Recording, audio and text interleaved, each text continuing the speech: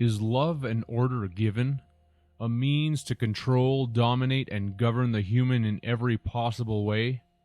A dictate that could definitely be phrased, "I demand that you love me, or else be prepared to deal with eternal pain." That is love. It sounds more like a childish bargain bestowed by one who is devoid of any dignity, while weaving a tale which states that any who are not amenable to the terms laid out will suffer no end. What a deal!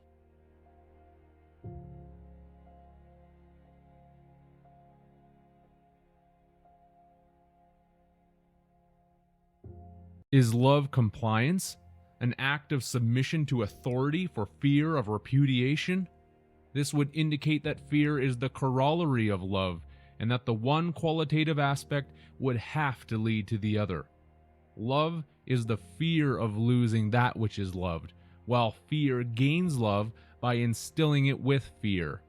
If we are dealing with a God that needs to be feared, then certainly God is fear, and not love.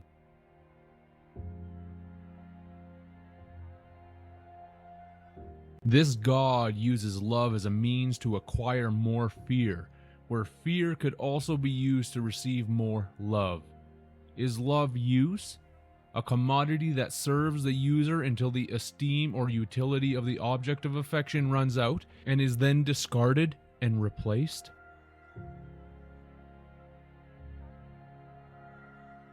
Love apparently can be attached onto something or someone at one point and detached at another.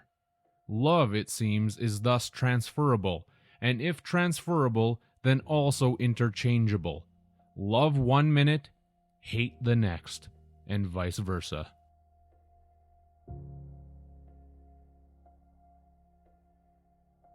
How to quickly dispose of the contradiction? Say that God is love, and do not think about it any further. Love is thus quarantined as an absolutist trait that is now defined by the spurious concupiscence of the moment.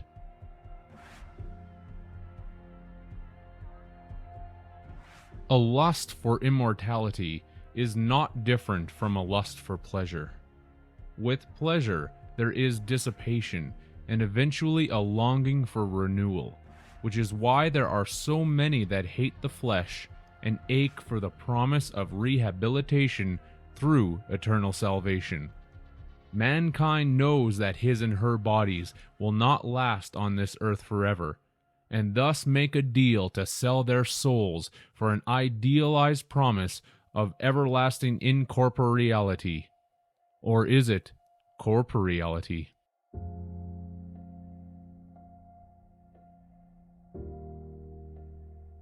Love is used as the bargaining chip, and the majority of society is all in.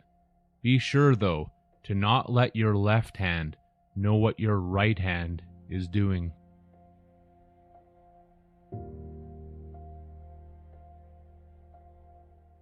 Followers of the faith are admonished to love their master with everything and not hold back one drop.